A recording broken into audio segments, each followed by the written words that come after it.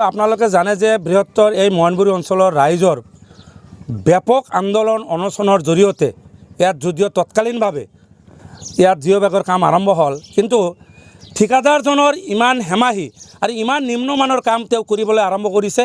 মই প্ৰথমৰ পৰা মই শুনি আছোঁ যে ইয়াত দুৰ্নীতি হৈ আছে, ইয়াত বিভিন্ন ৰকমৰ ধৰণৰ হেমাহিৰ কাৰণে আজিলৈকে এই কাম কমপ্লিটটো হোৱাই নাই।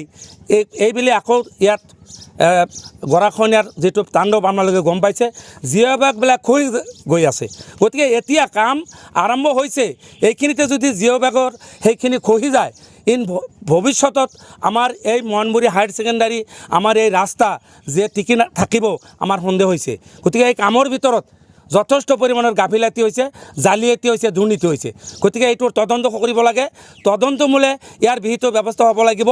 কাৰণ ঠিকাদাৰবিলাকৰ দুৰ্নীতি আমি ৰাইজে কেতিয়াও সহ্য নকৰোঁ। কাৰণ ইয়াত দুৰ্নীতি হৈছে, নহ'লে কিয় এতিয়া কাম শেষেই হোৱা নাই তাৰ আগতেই জিঅ' বেগ খহি যাবলৈ ধৰিছে।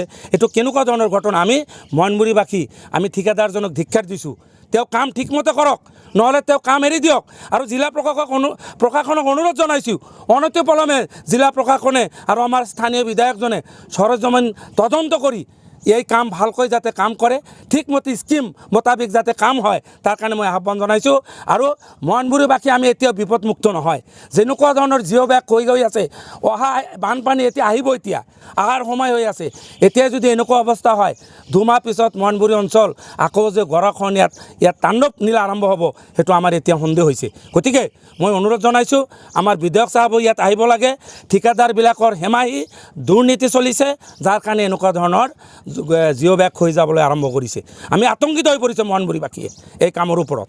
লোকেল ঠিকাদাৰৰ কাৰণে এনেকুৱা দুৰ্নীতি হৈছে। এতিয়া লোকেল ঠিকাদাৰটো টেকনিকেলি তেওঁলোকে নাজানে।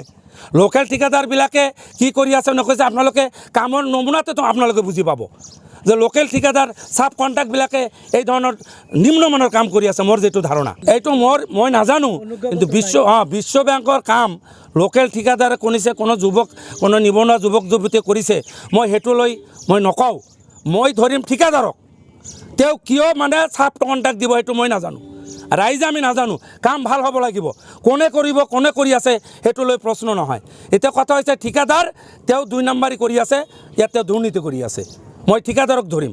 গতিকে ইয়াৰ তদন্ত হ'ব লাগিব, নহ'লে ৰাইজ ইয়াৰ পিছত ইয়াতকৈ জংগী আন্দোলন, আগত যিবোৰ আন্দোলন হৈ গৈছে বিগত দিনত, তাতকৈ আগত ইয়াতকৈ ভয়াৱহ আন্দোলন আমি কৰিবলৈ বাধ্য হ'ম।